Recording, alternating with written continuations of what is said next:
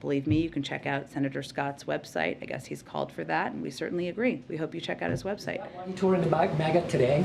I think I answered this a little bit earlier, but I'm happy to reiterate. You know, he has been struck by the hold his predecessor seems to have on far too many members of the party. And while he has always worked in good faith, will continue to work in good faith on addressing issues the American people have, whether it is bringing down costs, expanding access to health care, and there are areas where we feel we can have continued success. Who is opposed to addressing opioids or doing more to help veterans and address burn pits? But he's still going to call out where he sees extremist actions and extremist rhetoric, and I'm just not going to get into specific outcomes of the primaries from here. Let's try on the abortion aspect. Elizabeth Warren said she was angry by that draft opinion. Was the president angered by the draft? I think you heard anger in his voice yesterday, for sure. Go ahead. Jen, yesterday you said the president was still reviewing the report from his presidential commission on the Supreme Court. That was issued several months ago. I guess I'm wondering why that review is taking so long, and is there any renewed urgency on that review given the draft that we've seen leaked from the court? Well, I think it's important to remember that the report was never meant to be recommendations. In fact, it's not recommendations. It was an analysis done by 30 legal experts with a diversity of backgrounds and diversity of views. About a range of issues, not just court expansion, but term limits and a range of issues. But it was never intended to have an outcome where he came out and said, I accept or decline recommendations. It was just a resource he was looking to have and one he appreciates and will continue to review. Is there any renewed urgency, though, around weighing in on that report and what those experts, put together on the court since we've seen this draft come out, though? In what aspect? Seeing, there was a lot of discussion around term limits that was in that report. Anything about the issues that they studied specifically, and while it wasn't meant to be a recommendation, anything that the president has, claimed could be made changes to the court? I don't have any different or new announcements or positions to announce today. His focus, and he believes all of our focus, needs to be on what we're doing to protect women's rights and women's access to health care, and that's where his efforts will be focused in the foreseeable future. Go ahead. Thanks, Jen. This morning when the president was talking about the deficit, he said, my plan to continue reducing the deficit, and he rattled off a couple agenda items, including prescription drug reform, tax incentives for green energy, changes to the tax code, some pieces of the old Build Back Better. Yeah. And I just wonder, what is the president's plan to getting that through the Senate, given the narrowing legislative window for this year? To continue having conversations about it that we don't talk about publicly, and encouraging members to have conversations with each other to see if we can come to a point where we have 50 votes to support a package moving forward. At this point, it doesn't seem like that's the case, given that Senator Manchin is off with trying to do a climate bill through a bipartisan working group, and Senator Sinema continues to oppose changes to the tax code. So I think there's a lot happening behind the scenes in Congress that people are declining to talk about. Go ahead. Hi, Jen. Thank you. Two questions, please. The MAGA crowd, as you call them today, this was almost half the people who voted in 2020. Does the president ever feel maybe he could have done more early on to try and reach out to those people? And does the extreme rhetoric basically signal that there's no going back now, and they're sort of out of beyond the pale for him? And I think what the president will be judged by Americans by his actions and what he does to make their lives better. And the point he's making is that there are the platform of and the policies of far too many of these Republicans, these MAGA Republicans, as he refers to them, follow the whims of calling out Mickey Mouse and opposing policies that will help make the lives better of many, many Americans who may have voted for Trump, may have been independent, may be Democrats, including lowering the cost of prescription drugs, lowering the cost of elder care, doing more to expand access to health care. And his view is that a lot of these policy positions and the rhetoric is extreme, and that follows what we saw a pattern of by his predecessor. But he is going to continue to look for ways to work together with Republicans in good faith where there's opportunity, and he believes you can do both. Thank you. Totally different question on sanctions. I know he said that he's going to be discussing that this week, and Yeah. not much left of the week. Is Patriarch Kirill a possible target of sanctions? And more generally, if you don't want to comment on that, does the president ever talk about Patriarch Kirill? I mean, he's a religious man, and he's obviously keenly interested in other countries' religions. He's emerged as a pretty remarkable figure, and now he's been sanctioned by the EU. The Pope called him, said, "Don't be Putin's altar boy." Does the president ever talk about Patriarch Kirill? I would say no one is safe from our sanctions. We're continuing to review options, but I don't have any to preview today. Go ahead. Follow up on the sanctions. There seems to be a few holdouts within the EU, especially Hungary, for example, that are not so much on board with especially the oil ban. Is there any effort from the administration to sort of engage at any level on that topic to try to convince or give incentives to those holdouts to sort of get on board with the rest of the EU? Well, I mean, our view, we of course broadly support Europe's efforts to deny Putin revenue to fund his war with the EU's new proposal, but it will be up to them to finalize. We've taken strong action to ban Russian energy, but we have also been very clear that we have always understood that Europe and many countries in Europe are in different circumstances. So we'll continue to work with a range of countries, and applaud efforts to deny Putin's revenue to fund his war. But I don't have any specific diplomatic engagement to read out here. It just wouldn't be constructive.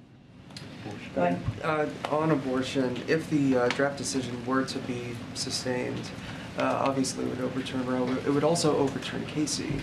And as you know, at the core of Casey is the question of whether governments can require women to get parental consent or spousal notice, give spousal notice. Do you have a comment on that element of this? I'm just not going to get ahead of a final opinion that has not yet been issued. And then just on the Summit of the Americas, the Secretary of State recently spoke with Juan Guaido, expressed continued support for Guaido. Is he invited to the summit? Let me see. I know there's a lot of interest in this, and it's coming up soon. So let me see if we can get you all just kind of a broad summary to the group of where things stand on the invitations. Good question. Okay, go ahead. This is throwing me off, but go ahead. I was double booked, and these are in the front. Yes, of course. You've been asked most of what I was wondering about abortion and Ukraine, but I am curious about this, and this follows up on the question about Patriarch Kirill. Yeah. The Pope this week gave an interview to an Italian newspaper, offered to meet with Vladimir Putin in Moscow to try brokering the ceasefire, and says he thinks NATO's presence in countries near Russia, quote, perhaps facilitated the invasion of Ukraine. Has the president spoken directly at all to Pope Francis about the war in Ukraine? I'm not aware of any recent calls he has had with the Pope. Would he have any concern or preference about the Pope going to Russia and potentially brokering a ceasefire? I have not discussed that with him, but I would suspect that he would respect the decisions of the Pope to make any travel or engagements that he so chooses. I know you said they speak or they've communicated regularly. Do you have any sense of when the last time might have been? I'm happy to check if there's more we can read out for all of you, of course. Go ahead. Thanks, John. Two questions. Can you just preview what tomorrow's announcement of the administration's China strategy is going to look like? And can you walk us through what that behind-the-scenes process was like, putting this all together? Well, I know this is coming from the State Department, so I would really leave it to them to preview, but I have nothing to preview for you from here. Okay, and if I could just ask about Taiwan. The Taiwanese government said yesterday that due to limited American production capacity, the delivery of U.S. howitzers will be significantly delayed by several years, and anti-aircraft missiles may also be affected. So are you concerned that these long delays and inventory issues will impact Taiwan's efforts to potentially fend off the Chinese? I would really point you to the Defense Department to validate that or confirm where they are with these deliveries. Go ahead. About the summits next week, we have the ASEAN summit and the COVID summit. Yeah. Which one would you like me to ask about first? Whatever one you'd like. Let's start with ASEAN, and let's just ask, what does the U.S. hope to achieve at the ASEAN summit? Are you looking to contain China or to isolate Russia, and how do you plan to achieve that? I'm happy. We will have more to preview about it as we get closer. We're just not quite there yet. So looking at the COVID summit then, with this funding still in limbo, what does the U.S. hope to be able to bring to the table? And please be as specific as you can. What does the U.S. plan to offer in the global fight against against COVID, including maybe therapeutics, vaccines, so on and so forth? Well, I'm not going to tell you all of our announcements several days in advance. That wouldn't be a very effective communication strategy. What I will tell you in terms of our objectives for this summit are to have focused attention at the summit on the need as a global community to continue to do more to address the pandemic. And we have done far and away more than the rest of the world. We have talked in the past about the importance of other countries, in other developed countries, doing more, not just on vaccines, but providing know-how capacity, storage capacity, the range of tools that that countries need. And we also know that it's not about just getting shots in arms, or it's not just about the vaccines themselves. It's about ensuring that we are providing, expanding and protecting the health workforce, expanding the supply of oxygen facilities, enhancing access to medical countermeasures. These are all steps that we hope to and plan to discuss there. There's no question that we will be advocating between now and then, and likely then as well, for how this shines a light on why we need more funding, not just domestically, but internationally, so that we can continue to be the arsenal of vaccines for the world. And this is an opportunity to do exactly that. But it should not be lost that the United States, regardless of that, continues to be far and away the largest contributor to the global fight against the pandemic. Just springboarding on something that my colleague here asked about commitments to allies like Taiwan and to customers. Can Washington assure these allies and customers that you still have their back, that you still can support them in helping them defend themselves? I think nothing has changed about our policy toward Taiwan or any of our other partners around the world that we have worked very closely with, and I don't think there's any reason to question that. But I was pointing her to the Department of Defense, who can speak to the delivery of weapons and materials that they have greater access to that information. Go ahead. Thanks, Jen. I wanted to ask about the refugees from Ukraine. Can you provide an update on your program that launched about a week ago?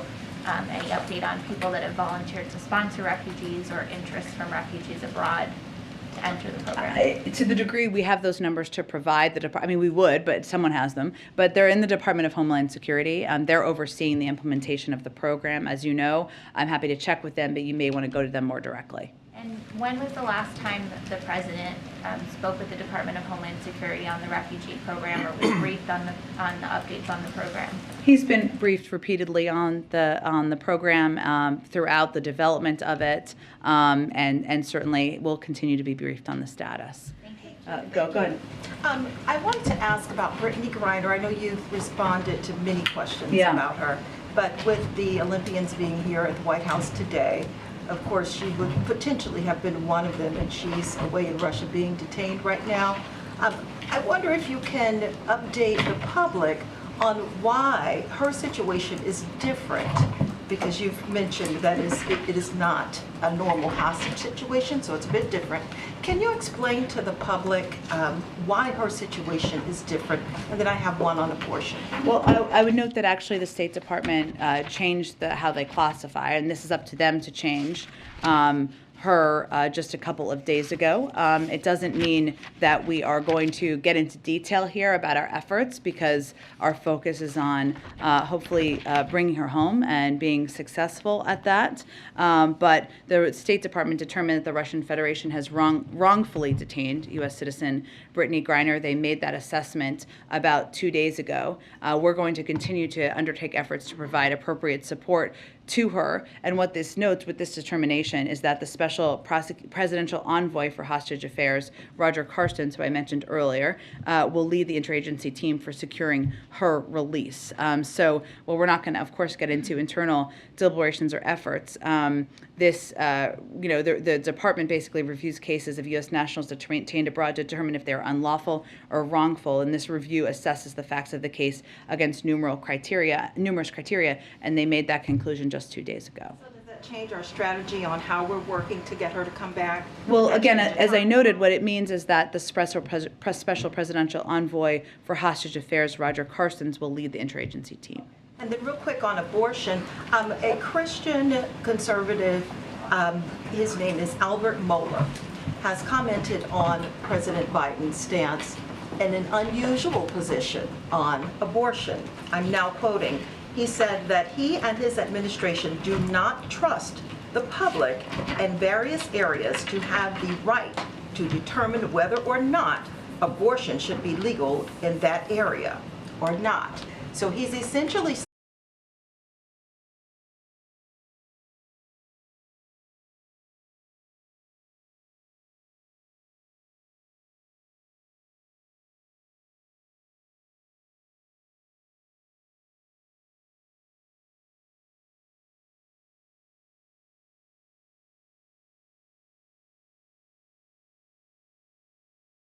trip, but we'll have more